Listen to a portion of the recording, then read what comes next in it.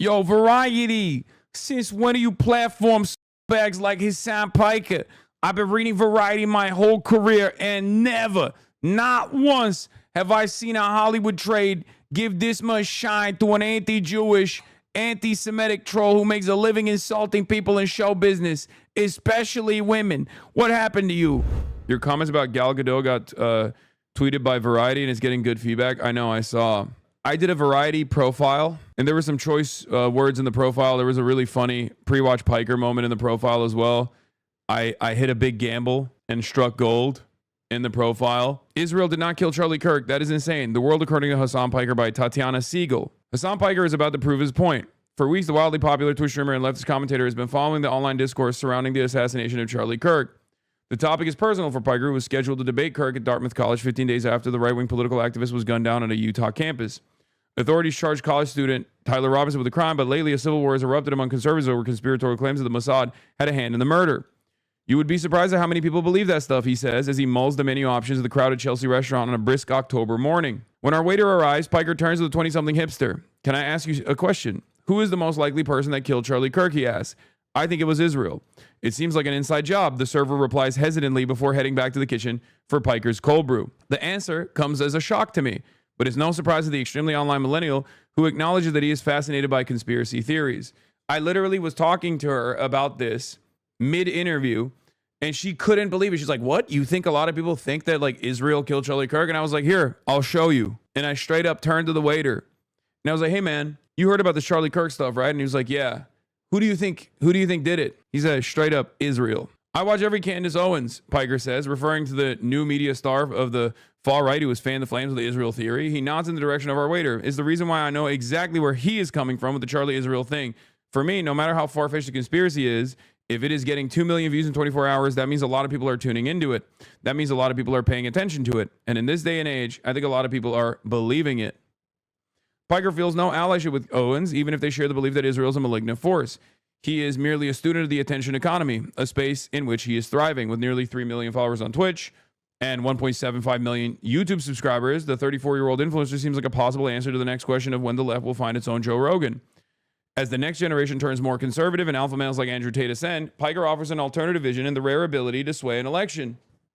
As an early and enthusiastic supporter of Zohran Mamdani, Piker played a key role in helping catapult the New York mayoral candidate to Gracie Mansion by spreading the Democrats' socialist message to his legion of fans. With our waiter out of earshot, Piker drops his voice discreetly. Israel did not kill Charlie Kirk. That's insane, he says. I did that for you because you were shocked. When the waiter returns with our order, he tells Piker that he's comping the cold brew. Wait, why? Piker asks. I just like your vibe, the server says. A lot of people like Piker's vibe. His brand, a twofold critique of Israel and a billionaire class, has made him a multimillionaire and a foil.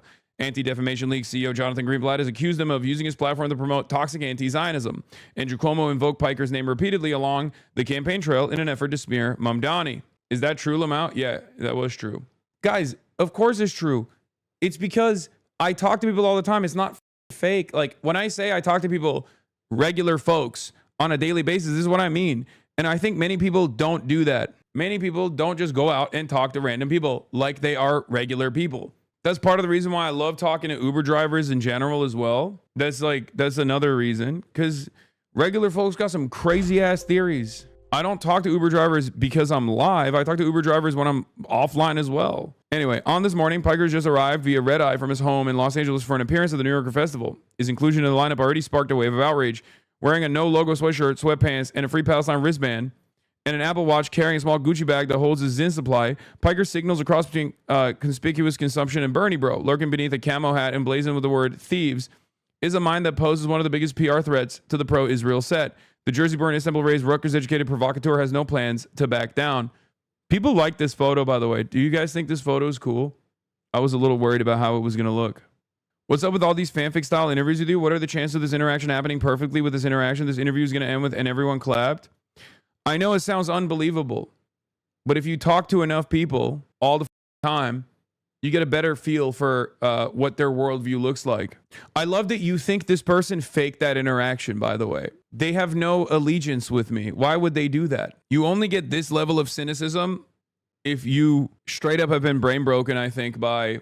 I mean, it speaks to the kismet of it all. It speaks to like the coincidence of it all, but it also speaks to how I think how much you maybe pay attention to a lot of the anti-Hasan content out there, maybe, because like it's just strange for you to assume that that would be unique. Like I have moments like that on stream all the time. The last 2 years I've been called anti-Semitic. I abhor anti-Semitism, and I've spent my entire professional media career combating it. I just happen to be anti-Israel, and that makes me a far greater threat than the likes of Nick Fuentes because they know he's a Nazi, he says, referring to yet another polarizing figure in the ongoing schism within the far right. By the way, this is before the Nick Fuentes stuff popped off on the right wing as well. So even that in and of itself is actually an interesting predicament. Even that situation was another pre-watch Piker moment because we were talking about this stuff before the schism became apparent. This is an interview I did that I was late to, that I talked to you guys about, if you recall, because I fell asleep and I almost missed it before the New Yorker. I don't find kinship with the right because I think there are some on the right that just use Israel as a new opportunity to cut through the noise. His voice, famous from 2,674 live streams or 18,624 hours in front of a camera since he started on Twitch in 2018, is steady and evokes the East Coast liberal arts poli-sci education he received. Maybe they seek kinship with me, but I've been here for decades, he says, because this is a problem that predates October 7. That's why a lot of people in the know shortly after October 7, myself included, were like, this is horrifying, but the reason as to why this is happening is because of 75 years of apartheid at that point. The genocide that was the inception of the Israeli nation state. And most people were just so oblivious to that reality. They were like, how dare you say something so barbaric? How dare you say something instead of just sitting there silently and mourning? But there has never been a moment in my life where I ever considered Israel to be anything but a criminal enterprise. This is in print, dude. This is Variety magazine. I need you to understand something. The world is changing so much. This is a Variety profile that isn't antagonistic on someone like myself, covering not only my worldview, my politics, but also straight up putting in print anti-Zionist statements. Hanging with Hasan Piker plays out a bit like one of his marathon streams on Twitch, a hybrid of live television and social media that allows creators to interact with his fans via chat. The hours float by as he flits from one topic to the next, a mix of politics and pop culture. He's discussed about Hollywood's treatment of pro-Palestinian voices who have lost most career opportunities, such as Scream actress Melissa Barrera, whose firing from the franchise happened, he says, at the peak of the panic. Some have been dropped by their agencies, including Susan Sarandon, love her, by UTA, or their labels like Roger Waters, he's awesome, over their Israel critiques. More recently, British punk rap duo Bob Vylan was cut by UTA for leading chance of death to the IDF during a performance in Glastonbury Festival. I don't think that's necessarily going too far, Piker says, of Bob Vylan's actions. I think the moment that you start talking about Jewish control or the Talmud is when people go too far. As a Muslim who sees so much Islamophobia, I'm very tuned into that dog whistle, like the overemphasis on Sharia. The notion that Mamdani would impose Sharia law in New York was indicative of the tenure of the final stretch of the mayoral race. They do it to Jewish people as well in a similar vein. I think that's when people go too far. From Piker's perspective, Amy Schumer should have been canceled for social media posts she made in the wake of October 7. Amy was going crazy and no punishments there. She was just straight up being like, they're all rape barbaric monsters. They're head choppers. We got to deal with them. Piker appears to be referencing an illustration Schumer shared and then deleted on Instagram that depicted pro-Palestinian supporters holding signs with such slogans as Gazans, Jewish girls only in self-defense, and proud of our martyrs. Despite calls for his cancellation for his criticism of Israel, Piker has withstood the heat. WME didn't drop me, which I think is very interesting, he says. He was told to tone it down, but he's vague about exactly who told him. He's getting a little too hot is what I heard, he says. Did he heed that warning? No, because I'm very stubborn, and if something is wrong, I'm going to call it out. And if I can't call it out, then I can't do my job. That's my job. That's what I do. So yes, I've gotten warnings, and I'm not oblivious. Journalist Taylor Lorenz, a friend of Piker's who has covered the subject of internet harassment for 15 years, says that he is unique in the breadth of his haters, from Vice President J.D. Vance to Democratic Representative Richie Torres. Hasan is a very particular strain of politics, which is leftism that is attacked by both mainstream centrist Democrats, bad faith left-wing actors, the right wing, and just internet trolls, Lorenz says. And he's on the most dramatic platform possible, Twitch, which has the most parasocial fan base of any platform. He gets the entire internet weaponized against him. He is the only straight man I've ever seen that has been gamer-gated. Earlier this year, that's such a funny line. That's true. I'm the first male victim of like actual successful objectification. I'm the first male victim of Gamergate. It's true though. It's literally so stupid. I mean, it still doesn't impact me in the same exact way that it would others, like in the same exact way that it would women in general, and that's because obviously we do still live in a patriarchal society, right? but that hasn't stopped people from trying, if you know what I mean. Earlier this year, Mamdani's mother, director Mira Nair, signed a petition calling for the Academy to rescind his invitation to Gal Gadot to appear at the Oscars for support for Israel's military actions against Palestinians. Given that Gadot's comments throughout the conflict have centered on releasing the hostages, I asked Piker if such a campaign was fair. I think she should be banned from the Oscars for being a dog actress. I think she has no business being there for the crime of what she has done, not only to the DC franchise, but really any movie she's been a part of. So that was a joke, but I feel like it doesn't read like that when you read it out loud, right? Can you tell? Because she didn't say Hasan jokes, Piker quibs, Piker jokes. I think she should be banned from the Oscars for being a dog actress. He says to the Wonder Woman star, all jokes aside, okay, well, I did follow with, all jokes aside, Gal Gadot serves an important role in normalizing Israel as not a fascist ethno-state, but instead a place where a lot of beautiful women come from. And those beautiful women happen to serve in the IDF, because there's also this weird sexualization of the forces as well that takes place, and it plays another role in normalizing Israel and its activities and actions and whitewashing it. Now, that is also a somewhat unique perspective to hear in mainstream outlets as well. Not only did they actually put all of the anti-Zionist statements in there, this is something that I never in my life would have thought that Variety would actually ever feature a piece that just straight up said that Israel, Israeli propaganda weaponizes the hypersexualization of its own female forces in an effort to propagandize and whitewash their war crimes. By contrast, Piker appreciates the work of Natalie Portman, who is Israeli but has never served in the IDF like Gadot. If Gal Gadot could act like Natalie Portman, there are probably less people yelling at her. Natalie Portman has made statements about Israel that are middle of the road, but ultimately nobody holds that against her because she can act her freaking face off.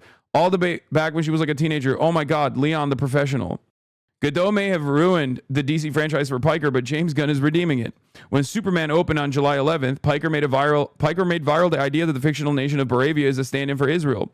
In the film, Baravia, backed by U.S.-made weaponry, drops bombs on and oppresses his desert neighbor, prompting Superman to intercede. Gunn has since denied that the plotline has anything to do with the Middle East. James Gunn is a lot more woke than he lets on, and he lets on how woke he is all the time, Piker says, still certain of the director and DC chief's intention all these months later. Come on, man. You made the Baravian leader look like David Ben-Gurion. He just straight up looks one-to-one like the first prime minister of Israel. We don't even care about what you say about this. We know exactly what we're looking at. To take the allegory a step further, Palantir, BlackRock, and Raytheon are Luthor Corp. Lex Luthor is cutting a direct contract with Baravia to extract natural resources and then also having a testing ground for their weapons, Piker says. I mean, that's literally what we do. Gaza is a weapons laboratory. That's how imperialism works. Apropos of something, Piker then gives a thumbs up to the actor who's suited up as the latest Man of Steel. David Cornswet, from what I understand, is Jewish and he's very cool. He's not like pro-Israel or anything like that, as far as I've seen, he notes. With that, Piker is ready to move on to cross Burbank superhero rival Marvel, but there's little for him to mind on that front. I've always been a Marvel fan growing up, but I can't stand the Marvel Cinematic Universe, he says. Piker's intensity is palpable as he chases double espresso with a 6 milligram Zyn pouch. All that's missing is the scroll of chat comments accompanying his musings. Instead of swooning fans enter the real-life frame to express their gratitude, a woman dining with her son approaches our table. No, it's impossible. He lives in LA, she says, beaming. And then I kept looking and looking, and it's him. I absolutely love your work. Being a Twitch streamer is a lot of that, he says, of his exchange with the server. I have my ear to the ground all the time. A lot of people in legacy media, traditional journalists, are so out of step with the average person around them, even in their immediate vicinity. Still, Piker allows the rich and powerful to occupy plenty space in his head. Barry Weiss, recently installed editor-in-chief of the CBS News, gets a bashing. Barry Weiss is everything that I despise about access journalism, brown-nosing to institutionally powerful people, and a major advocate for Israel as well. A person that has spent her entire career decrying woke or identity politics while simultaneously using her identity as a shield, she says. Like, I'm a lesbian woman, I can't be intolerant. And also, even using your identity as a Jewish woman to say, identity politics sucks, unless we're talking about Jewish people. Piker scoffs at the idea that CBS News was biased before Barry Weiss arrived. There's not enough pro-Israel voices in major news? Come on, that's ridiculous, he says. Yet she's been rewarded handsomely for it. $150 million for a shitty Substack that no one cares about or knows about. It's very obvious why that happened. The Redstones, the seller, and the Ellisons, the buyer, wanted to make CBS more pro-Israel. Shari Redstone was willing to hand off CBS to the Ellisons because she thought they would do a better job of making it pro-Israel. When Paramount deal was announced in August, Redstone said Ellison has a clear strategic vision and the resources to take the studio to its next stage of growth. This part almost comes across as conspiratorial, especially because it doesn't actually feature the evidence that I centered this around. I've obviously covered this issue quite a bit on my broadcast, so you guys know about it. And I did actually bring it up in the interview as well. I literally showed her the article of Shari Redstone being like, I am finally selling the 60 Minutes after the 60 Minutes saga, right? Since the deal closed, the studio has made a series of moves that bolster Piker's contention that Paramount is now more Israel friendly. In September, it announced a petition signed by celebrities, including Emma Stone and Javier Bardem, that call for a boycott of Israeli film institutions that implicated in genocide and apartheid against Palestinians. Last month, CBS Morning's co-host Tony DeCoppel interviewed Israeli Prime Minister Benjamin Netanyahu in Tel Aviv. Barry Weiss was being packaged as someone who could bring top talent. Wow, Piker says. Benjamin Netanyahu never gives interviews anymore to American news. He talks to American news more than he does to Israeli news. Damn, I cooked. Perhaps it's Piker's complete lack of filter that makes him so attractive to his growing fan base. Most influencers with a red-hot career are careful not to bite the Hollywood hand that could feed them. As a result, these aspiring stars tend to punch down. Piker's willing to punch way up, all the way up to Larry Ellison, the second richest person on the planet, who backed his son David's successful bid to buy Paramount and also has a stake in TikTok. Piker's trying to explain the craven flip of the once liberal tech titan to the Republican side. When Larry Ellison first made that big donation to Marco Rubio for his presidential run in 2016, people were actually a bit confused. I think he's gay, maybe in the closet. I don't know. I hope he doesn't laser me down for speculating, he says with a laugh about the Oracle co-founder. Larry Ellison has been married to 6 women and is currently wed to Jolyn Zhu. But there are hacked emails that show Larry Ellison vetted Marco Rubio for fealty to Israel. And as Secretary of State, Rubio played a role in the TikTok talks that steered the company towards Ellison. Piker doesn't seem too concerned about the prospect of getting lasered down by any vengeful oligarch. I'm also not a stranger to super powerful social media platform owning billionaires directly hating me and making it a personal vendetta and their lives' mission to destroy me somehow, he says. In the wake of the Kirk assassination, Elon Musk took to his X to call for Piker's cancellation, dredging up past comments that walked up to the line. Musk even tagged Amazon founder Jeff Bezos. Amazon owns Twitch. Piker knows the irony that he's not even banned on X, never mind Twitch, because he's a power user and drives engagement. A lot of these guys are very thin-skinned, and I think the gravest mistake of my career was when I had Musk's ex-partner Grimes on my show, and she talked about how buff I was, and then I talked about how Tesla was shit, Piker says. Why are you so buff? That man has never lived it down. Grimes wasn't exaggerating. Piker is hard to miss with his muscular 6'4" frame. He works out 1 to 2 hours a day, a regimen that includes playing basketball. If he ingratiated himself better with the oligarchs, he would be courted by mainstream Hollywood. He's already heard the siren call and turned it down. His manager, former WME agent David Hunsinger, fielded a $1 million offer from one popular betting platform to run a ticker ad during just one stream on election night 2024. Piker said no. I'm not the easiest client, and not even because I get into trouble, Piker explains. I say no all the time to a lot of deals, like a lot of money, and that's why I really respect David, because throughout our entire professional relationship, he's probably said no to tens of millions of dollars. Starting number was $1 million, which means they could have probably gone up. He's happier helping the Mamdanis of the Democratic Party and sticking a thorn in the side of the Cuomo types. He brought up my name next to Hamas, he said during a debate with Mamdani. Why don't you denounce Hamas? Why don't you denounce Hasan Piker? Piker says the former Democratic governor turned independent mayoral candidate. I'm very similar to Zoran in many respects, and the same reasons why they would be resentful of Zoran or fearful of Zoran is the same reason why they despise me. With the election just 10 days away, Piker is keeping a low profile with the Mamdani campaign. I'm in a holding pattern right now, he says, with a hint of sadness creeping into his voice. I don't want to be too prominent in and around the Zoran stuff at the moment because I don't want him to use it as a line of attack over and over again. What the Cuomo campaign used was a soundbite of Piker, which, by the way, after I said this, they pumped it. This is before they did the extra attack ads, if you remember. Like, this was before the sequence, the wave of, like, Hasan Piker did 9/11 and Zoran Mamdani loves 9/11 ads. I just assumed that they would do it. What the Cuomo campaign used was a soundbite of Piker saying America deserved 9/11 during a 2019 stream. I was talking about blowback, a theory that has academic consensus at this point, that our meddling in the affairs of the Middle East has led to the blowback of 9/11, he explains. This wasn't to say 9/11 is good. It's a horrifying act of terror where 3,000 New Yorkers were slaughtered, and even many more with the first responders that tried to save as many people as possible. Yet it was, of course, weaponized against me. But as election night swung Mamdani's way, Piker wasn't keeping a low profile, but toasting with the millennial mayor-elect with Alexandria Ocasio-Cortez of the Brooklyn Paramount Victory Party. There he offered no mercy for Cuomo. What happened? I thought the Hasan Loves 9/11 was a successful campaign strategy, he said in a video that ran on his YouTube channel. Andrew Cuomo, fuck you, suck my dick. Before the Mamdani win becomes reality, however, Piker can only hope the polls are accurate, but he's feeling confident as we walk along a busy stretch of 10th Avenue.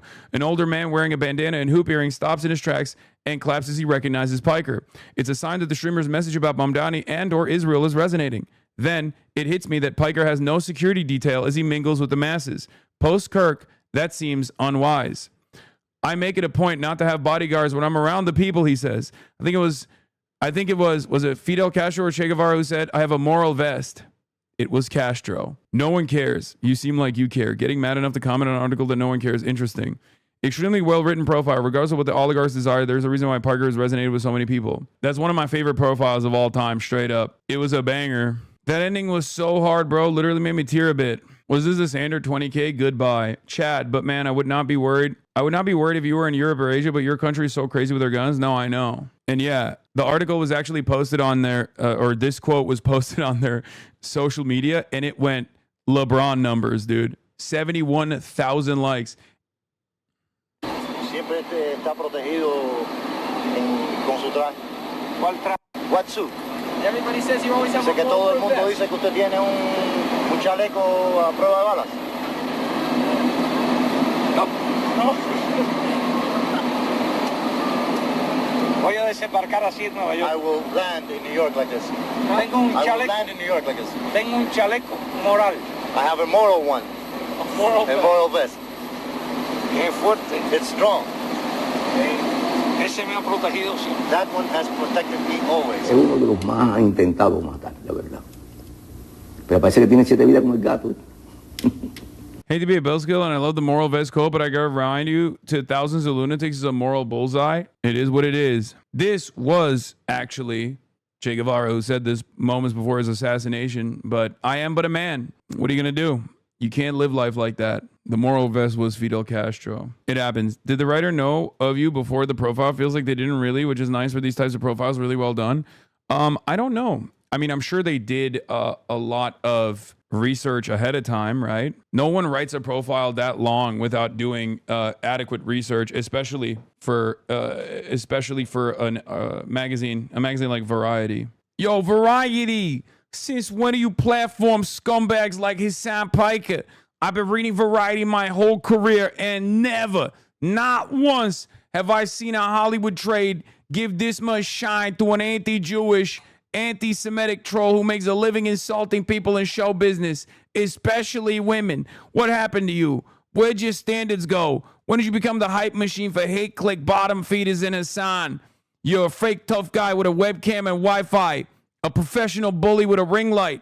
Variety, do better. Stop giving megaphones to people who spit on the very industry you cover. Yeah, Michael Rappaport, by the way, a famous defender of women, Michael Rappaport. It's pretty funny that he just basically described himself. A fake tough guy with a webcam and Wi-Fi is unironically the perfect way to describe Michael Rappaport. A professional bully with a ring light. Once again, also perfectly descriptive of Michael Rappaport. Entertainment Weekly picked up your comment. Political commentator Hasan Piker slams Gal Gadot, calls her a dog actress. Yeah, I mean, it's confusing to me because, like, do people not know this? Like, do people are people oblivious to like how much people actually rip on Gal Gadot's acting? Like, even outside of like the IDF stuff.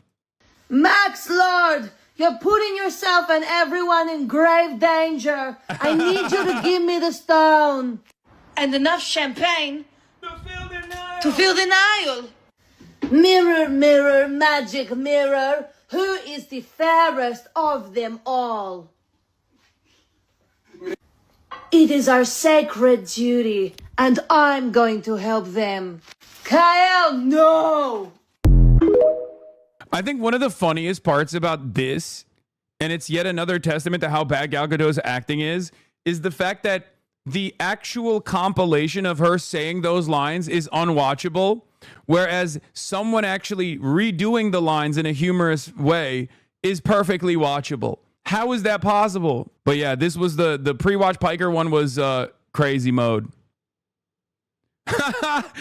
Visual calculus, elevated position, telescopic sight, high caliber, anyone could do it. Logic, he had a lot of enemies, and his enemies are all armed, most likely a Groiper. Savoir faire, Israel did it. Inside job, for sure. Disco Elysium. Hasan visited that restaurant before and knew the waiter's dialogue tree already. Say whatever you like.